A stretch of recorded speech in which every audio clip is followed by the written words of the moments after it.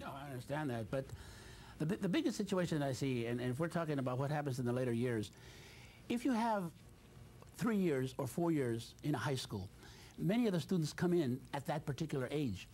I have been in a high school where the student is placed in an ESL class for 2 hours a day. Yeah. He remains in there for a year. In the meantime, he's given some bilingual classes and maybe bilingual math and bilingual this and the other. Yeah. But many times they have told me it's longer. It's going to take longer than this 1 year. Well, obviously, they're only teaching 2 hours a day. But if you were to immerse that kid in an entire year, to also include summer school, to also include support services after school, like we did in the school where I was principal, what happens then is this kid now masters English a lot faster, a lot sooner, and can now begin to take the courses that are necessary for him to go on and get a better education. What happens, though, if he doesn't learn English on this 2 hour a day, usually it takes 2 to 3 years. They stay in ESL for that length of time. In the meantime, they're not subject to taking the courses and classes in algebra and physics and chemistry because they can't understand it. So what happens, the kid graduates or gets out of school with not learning anything to move him along in the educational ladder. What I proposed to the schools, and I'm a consultant in this area, is to put him into that 1 year, an intensive ESL program for 1 year, move him along at the same time. Why not give him biology? Why does biology have to be bilingual? The universities don't accept bilingual biology. If you give him biology, he already knows Spanish.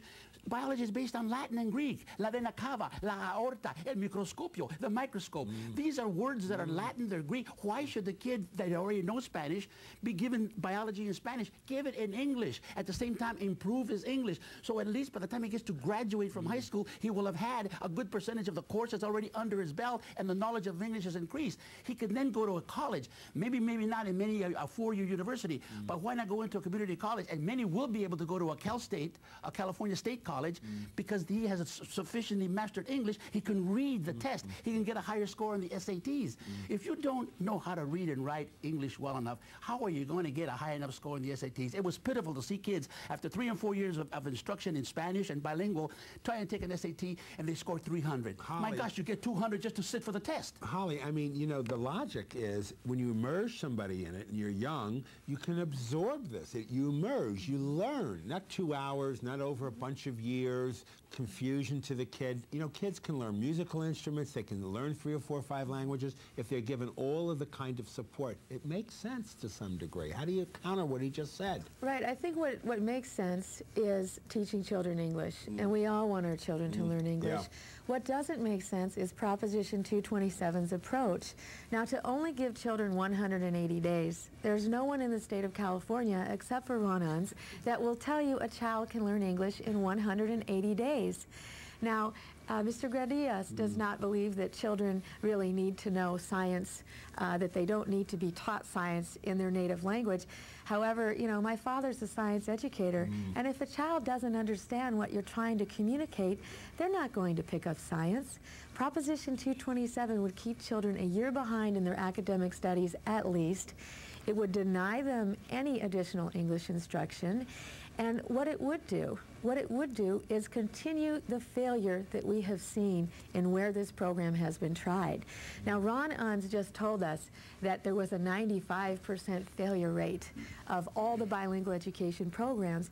Now, what he's really saying is that English-only instruction fails, because 70% of the children he's talking about are in English-only classrooms today.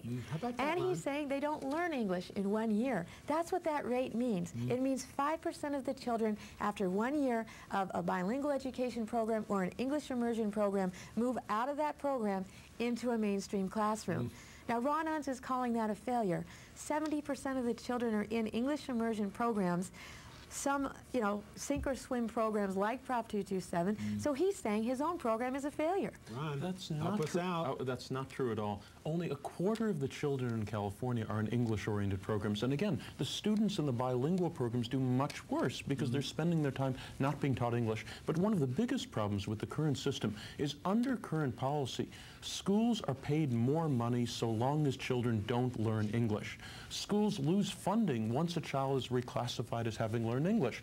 Therefore, they have a tremendously perverse incentive either to not teach children English or to pretend that students have not learned English once they have. In fact, in Gloria Matatuckman's classroom, the reason those children are not reclassified, even though they've learned how to read and write English, is because that school district has a policy of not reclassifying any children as having learned English until they're in the 3rd or 4th grade, so they can keep the money going into the system. Right. You know what, that's not correct, because right at Gloria's school there was a 1st grader that was redesignated last year because that child was ready, but that child was not in Gloria's classroom. It's not the policy not to redesignate kids or not to say they're fluent enough to go into the program. It's just not true.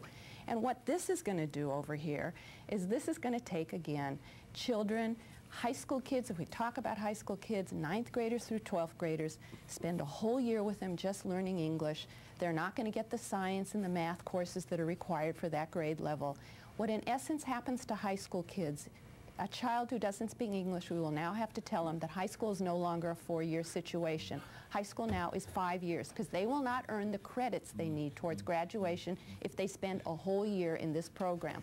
And this program requires a very specific sheltered English classroom, not departmentalized. That's not what this says at all. So they're going to be lagging behind, and even if you read the larger pamphlet over there, legislative analyst pamphlet, even the legislative analyst says that there is a distinct possibility that because of this program, children will need intensive work after this 1 year to catch up in their courses. And they're really speaking very specifically to our older students. Okay, final comment, Henry. The problem that I see here is that they're just interested in graduation credits. What happens is they say that the kids will not be able to take these other advanced courses. You're right. Keeping them in a bilingual program, keeping them in Spanish-only classes will prevent them from taking those higher level courses. What happens is they will be given credit for math by taking consumer math, basic math, remedial math, beginning math, which is ridiculous. Or they give them a course in life science, which is no higher than 6th grade or 7th grade. It's a ridiculous course. No university will ever take any of these courses as far as prerequisites. What happens is that, yes, they will get those courses and say, you've satisfied your science requirement, you've satisfied your math requirement. At the miserable remedial level, that's ridiculous. What these kids need is to satisfy those requirements not only for graduation credits, but also for what? For university status. Final comment, Holly. You know, Proposition 227 is not the way to go. On June 2nd, you will have an opportunity, everyone, all of us will have an opportunity to vote. And don't listen to Ron-Uns, don't listen to us. Read the language and think about the children and vote no on Proposition 227. It's a big government spending program. It has failed where it has been tried. Right now the state has the authority, the local districts have the opportunity to decide how best to educate children in English. President Clinton, Dan Lundgren agree. Vote no on Prop 227. Final comment. Bilingual education doesn't work. Proposition 227 is the only way of ensuring that children in California are taught to read and write and speak English as soon as they start school. Vote yes on 227. Okay, I want to tell us, this is for us now. You know, you've heard both sides. They were articulate on both sides. I'm a bit confused. I'm sure you are too. Read this. It'll give you a better understanding. It'll help you reflect on it, and go vote on June 2nd and make the democracy work. I want to thank the 4 of you very much for sharing your points of view with the viewer voter out there. Appreciate it very much. And I especially want to thank you for sharing your time with us. God bless you, and bye-bye.